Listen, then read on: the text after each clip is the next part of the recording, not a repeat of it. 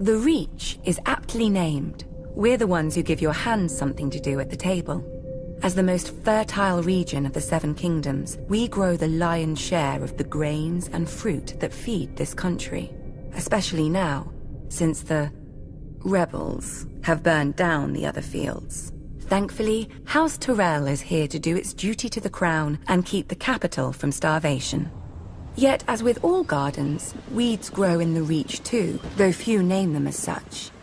Singers fill our heads with chivalry and courtly love, fluff to make boys fight and girls swoon. Oh, the songs are good enough for a pleasure barge down the Manda. They give pleasure to the common people and harmony to the realm. But if the rise of House Tyrell proves anything, it's that virtue and honor have their place. And if you're not careful, that place is the grave. Unlike the Lannisters, Starks, and Arryns, we were never kings in our own right. House Gardner ruled the Reach since the Dawn Age, and we were their stewards. While they warred to enrich their already rich domain, we managed their castle of Highgarden. But then Aegon Targaryen landed with his dragons. Nobody knows why the Gardener King took the field against him. Anyone could see that a man who grows flowers should beware a man who grows fire-breathing monsters.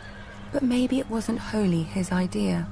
Maybe someone whispered in his ear about all the face he'd lose with the other 6 kings if he stayed home. The rest is history. The last Gardener King lost his face, along with his body, and his steward Harlan Tyrell promptly yielded Highgarden to Aegon. My grandmother swears that Harlan was like most of our men, and grew up banging steel together too loudly for a thought to penetrate. But luckily, his wife had better sense. Whatever the case, in return for Harlan's show of sense, Aegon proclaimed House Tyrell the Lords of the Reach and Wardens of the South, passing over all the other houses with better claims. House Hightower, who were kings before the Andals came, their seat is the oldest city in Westeros. They call it Old Town. Wealthy, proud, and solitary, there have been Hightowers who wouldn't come down from their great lighthouse for decades. Its name, fittingly, is the Hightower. House Florent, who had actual blood ties to the Gardeners.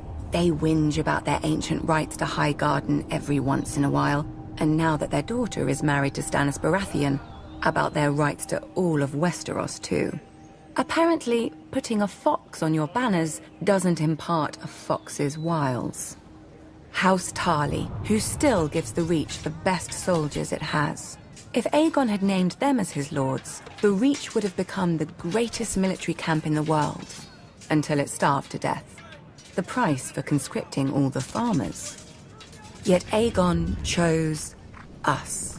Centuries later, when his descendant Aerys faced rebellion, the Reach stayed loyal.